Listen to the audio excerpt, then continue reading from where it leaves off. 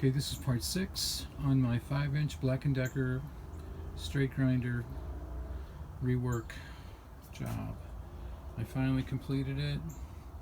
Got it cleaned up quite a bit, re-greased, packed everything.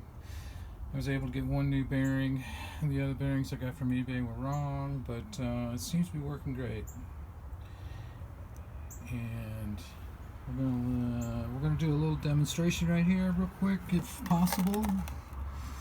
If I can get that lined up.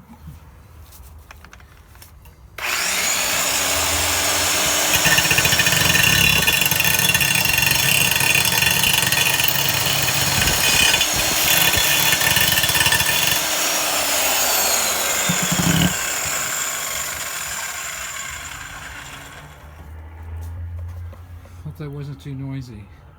Thanks for watching.